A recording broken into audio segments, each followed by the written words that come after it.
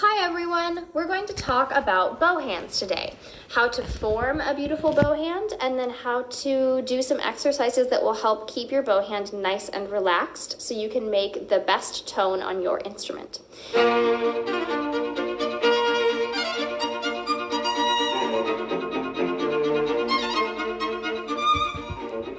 You'll need your bow, and today I want you to be my mirror. So first, you're gonna start out by waving your left hand at me.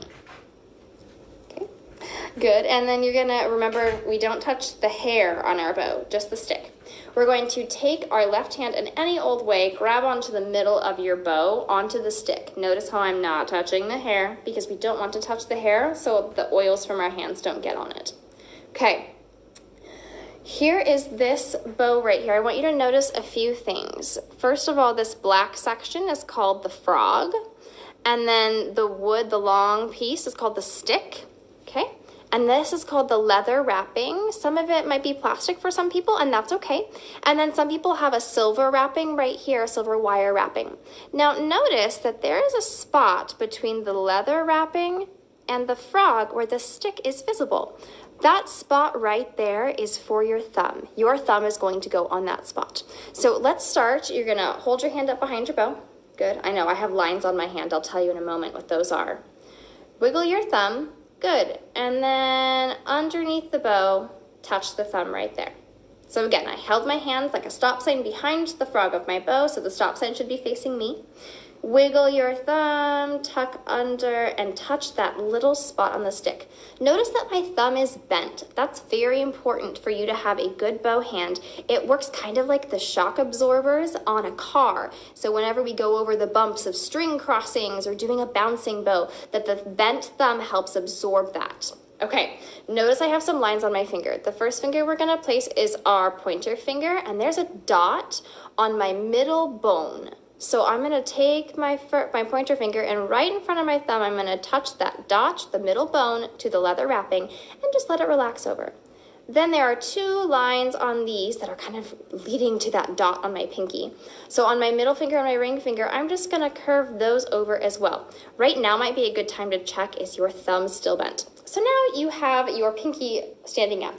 If you are a cellist or a bassist, you're going to see that dot kind of on the back of my finger, on the fleshy part of my finger. I'm gonna try and just relax that dot over the edge so that it's near, depending on the shape of your hand and the size of your hand, it might be right on or it might be a little off, that eye on the frog. And that's a cello bass bow hand. Now, if I'm a violinist or a violist, I'm still holding my pinky in the air. Notice there's another dot on the top of my pinky. That dot is gonna go right on top. Okay, now that you have a beautiful bow hand, what I like to do is turn the bow vertical. So join me in turning the bow vertical. We're like this, and I just point up to the stars. So your hand should look something like this. Will you take a moment to look and make sure that each of your fingers looks like my fingers? Let's start with our thumb. My thumb is touching that special spot on the stick that's between the leather wrapping and the frog, and it's just a little bit bent. If your thumb is straight, go ahead and pick him up, wiggle and bend, and then reset. Okay, my pointer finger is nice and curved. The middle bone is touching the stick or the leather wrapping. My middle finger and my ring finger are curved over the stick and they're touching the frog. If I'm a violinist or a violist, the tip of my pinky is just resting on top of the bow. Will you take a moment and notice my pinky is not reaching and touching the screw? That's too stressful. It just rests where it's comfortable, okay? And then if you're a cellist or a bassist, that pinky comes down a little bit and it rests over the side of the bow. All right, that was way number one. Turn your bow like this. Wave your left hand at me. Without touching the hair, grab the bow in the middle. Remove your right hand from the bow and shake it up. Okay, I have another way to help you form your bow hand.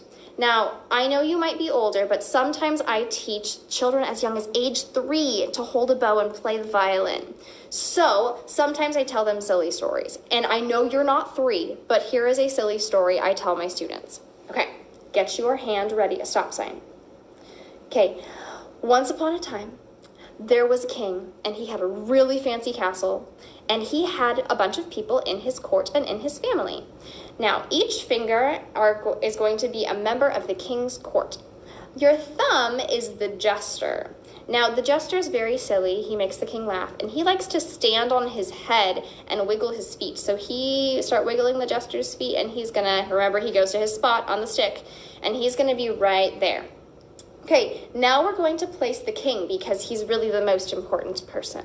And the king is going to be your middle finger, and the middle finger is going to bend down over the bow, and it's going to touch the silver piece, the ferrule right here. So jester still set, and the king is going to curve over.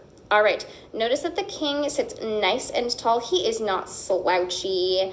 That would be weird. He's the king. He's supposed to look regal. Okay, so the king is situated. The queen is going to be your ring finger, and she's also very regal, so she's going to sit nice and tall next to the king. Notice how flat I made their backs, yeah? That's what we want. Okay, your pointer finger is going to be the prince. Now, he's super bored with all of this nonsense, and he's going to lean against the tree and yawn. Oh. So, couple things about the prince. Notice that he's not climbing up the tree because he's bored. He doesn't have energy for that. He leans against the tree. He doesn't really lean his head against the tree. That'd be really uncomfortable. And he's not wrapping himself around the tree. He's just leaning. So make sure that as the king and the queen sit tall, the jester has his spot and his feet, he's bent, and then the prince leans against the tree. All right, and your pinky is going to be the princess. And if you're a violinist or a violist, the tip of the princess's toe is going to ever so gently rest next to the queen. And if you are a cello or bass player, the princess is ever so delicately going to sit down next to her mother, the queen. And now you have a beautiful bow hand again. Point up. All right, take a moment to check. The jester should be in his spot, and he is bent. If the jester is not bent, and it's straight, what I want you to do is lift him up, wiggle, and then reset. All right, the king is sitting on this silver piece, his throne, called the ferrule. The queen is sitting next to the king, and they are both really nice and tall with their backs straight. The prince, the pointer finger, is just leaning against the tree. He doesn't climb the tree or wrap himself around it or lean his head against it. Just resting. And if you're a cellist, the prince, or bassist, the princess is ever so delicately sitting next to the queen. And if you're a violinist, the tip, or violist, the tip of her toe rests right next to the queen. All right, I have 2 more ways to show you. So take your left hand, grab onto the bow without touching the hair, and shake your right hand out. Okay, 3rd way. Can you make your hand like this? Okay, and it's kind of like Spock, but it's going to be a little different. You're going to actually put the king and the queen, the middle finger and your ring finger together. Can you make your hand look like this? Good. Okay, now start to bend your fingers together. You're going to take your thumb, make sure it's bent and ready. You're going to tuck it behind, and you're going to make a little fox. Okay. Will you make sure that the fox's ears are nice and floppy? And can you make the fox like he's eating something? Nom, nom, nom. And we're going to have the fox eat your bow. Now, when the fox eats your bow, he really likes that spot where the thumb goes between the leather and the frog. So, thinking about eating, nom, nom, nom, and then he's going to clamp down. Okay, right here we want to check. Is the thumb bent? If it's not, lift it up, wiggle it, set it back down. All right, remember that these are really the king and the queen, the fox, and they have to sit nice and tall. Kind of like foxes have long noses, they have to have long, straight backs. Okay, and then the ears of the fox, if you're a cellist or a bassist, are just gonna come down and rest. And if you're a violinist, the pointer finger is going to come down and rest, and the pinky is going to just touch on top. All right, bow vertical, check everything, please. Make sure that the thumb is bent. If it's not, wiggle, reset. The fox's nose is nice and long. And if you're still thinking about that king and queen story, the king is sitting on the silver ferrule. The fox's ears are nice and floppy and loose. If you are a cellist or a bassist, everything is over the side of the bow. If you're a violinist or violist, just the pinky goes on top. All right, here's the last way to form a beautiful bow hand. Bow sideways, left hand grab the stick, right hand shake out. Keep shaking your hand and let it hang. like completely limp. Okay, now your left hand has to do some work. What I'd like you to do is I'd like you to move your bow until that ferrule, the silver piece there, okay, it's gonna come behind your middle finger and you're just gonna go whack. You're gonna try and set your bow hand like this, okay, and you're just gonna keep wiggling and make your bow hand loose, and then if you could reach your thumb forward and make him go to his spot on the stick between the leather and the frog. All right, that is a perfect cello bass bow hand. If you're a violinist or violist, I want you to lean slightly to your pointer finger, lift your pinky, and set. And now turn vertical. You should have a bent thumb. The middle finger should be nice and straight, touching the ferrule. The ring finger should also be nice and straight. The pointer finger is just resting and leaning. And if you're a violinist or violist, that pinky is very delicately on the tip of the bow, or on the stick of the bow. And if you're a cellist or bassist, curving around. All right, try some exercises with me. We're going to turn our bow sideways again, but keep your bow hand. So now your left hand is supporting the weight of your bow. I'm going to do a violin viola bow hand for this one. Okay, tap your pointer finger. Just tap like that. And pause. Will you please tap your middle finger? Notice that it should be touching the ferrule whenever it comes back down. And pause. Tap the ring finger. Try and tap the ring finger not like this, but nice and straight. Good, and tap your pinky. If you're a violin or viola player, they're going on top. If you're a cello or bass player, it's doing the same thing the ring finger did. And pause. Will you do one tap of each finger? So pointer, 2, 3, 4. 1, 2, 3, 4. 2 more times. 1, 2, 3, 4. 1, 2, 3, 4. Very nice. Can you do 2 taps of each finger? Ready, go. 1, 1, 2, 2, 3, 3, 4, 4. 1, 1, 2, 2, 3, 3, 4, 4. Pause. Will you check and make sure your thumb is bent? My thumb is bent. If your thumb is not bent, lift, wiggle, reset. Do 2 more times of 2 taps of each finger. Ready, go. 1, 1, 2, 2, 3, 3, 4, 4. 1, 1, 2, 2, 3, 3, 4, 4. Very nice. Turn your bow vertical, please. I'm going to scooch back so you can see me a little better. We're going to move our arm around now. And while you're moving your arm around, your goal is to keep this bow hand perfect, perfect, perfect. All right. Will you move up with me? Move your bow up and move your bow down. And then will you go back and forth, please?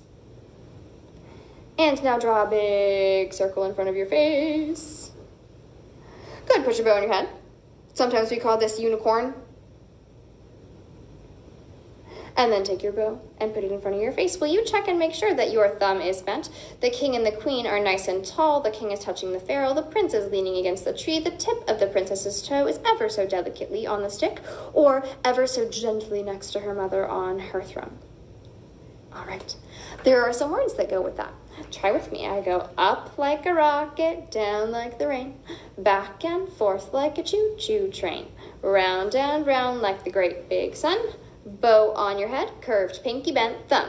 Well, you better check. Is your pinky curved? Is your thumb bent? If it's not, you can have your left hand grab onto the bow. Hold on, wiggle, reset. A little faster, please. Up like a rocket, down like the rain, back and forth like a choo-choo train, round and round like the great big sun, bow on your head, curved pinky bent thumb. You better check. Is your pinky curved? Mine is. Is your thumb bent? Mine is. If it's not, lift, wiggle, reset. Faster. Up like a rocket, down like the rain, back and forth like a choo-choo train, round and round like the great big sun, bow on your head, curved pinky bent thumb. Is your pinky curved? Is your thumb bent? If not, lift, wiggle, reset. Might be a good time to check to make sure the king is still on the ferrule, the queen is still next to him, they are both very tall, and that the prince is nice and curvy, leaning against the stick. Faster.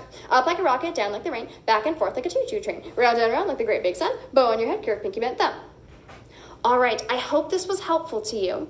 If this was your first time making a bow hand with this video, I highly recommend you come back and do this again at least 5 times at home. Just do the whole video with me. It will really help you set your bow hand so that it's beautiful and perfect. Again, this is a perfect violin bow hand, or viola bow hand, excuse me. And here is a perfect cello bass bow hand. I just reset the hand so my pinky can come down a little bit. And always our thumb is curved.